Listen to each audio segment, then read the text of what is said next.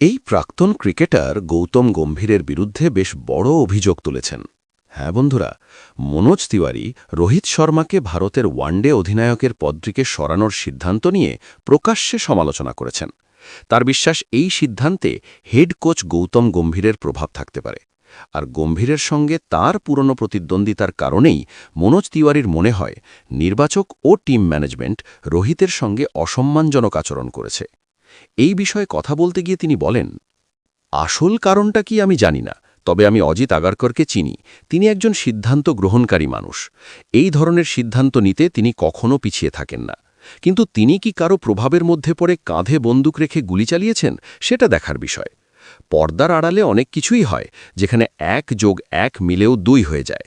হতে পারে সিদ্ধান্তটা চিফ সিলেক্টরই নিয়েছেন এবং তিনি তাতে পুরোপুরি অটল ছিলেন। স্বাভাবিকভাবেই কোচের ইনপুটও অবশ্যই ছিল। আপনি একা সিদ্ধান্ত নিতে পারেন না। যে সিদ্ধান্তই নেওয়া হোক না কেন, তার জন্য দুজনেই সমানভাবে দায়ী। সম্প্রতি দুটো টি-20 বিশ্বকাপ ও চ্যাম্পিয়ন্স ট্রফি জেতানো এক অধিনায়ককে অধিনায়কত্ব থেকে সরিয়ে দেওয়া হলো এবং সেই দায়িত্ব এক নতুন লোকের হাতে তুলে দেওয়া হলো। আমার মনে হয় এটা একেবারেই প্রয়োজনীয় ছিল না। আমি রোহিতের সঙ্গে খেলেছি, আমাদের একটা সম্পর্ক আছে, তাই যেভাবে পুরো বিষয়টা করা হয়েছে সেটা আমার একদমই ভালো লাগেনি। আমার মনে হয়েছে এটা এমন একজন ক্রিকেটারের প্রতি অসম্মান, যিনি সারা বিশ্বের ক্রিকেট প্রেমীদের এত কিছু দিয়েছেন।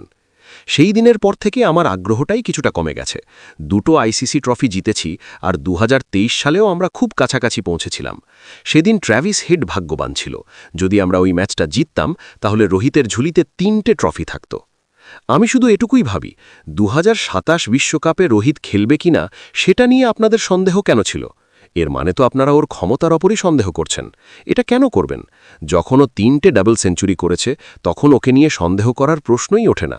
একজন বড় খেলোয়াড় সবসময় রান করে। আমার মনে হয়েছে এটা কখনোই হওয়া উচিত হয়নি। এর পেছনে কোনো ক্রিকেটিং যুক্তি থাকতে পারে না যে কেন ওকে অধিনায়কত্ব থেকে সরানো হলো।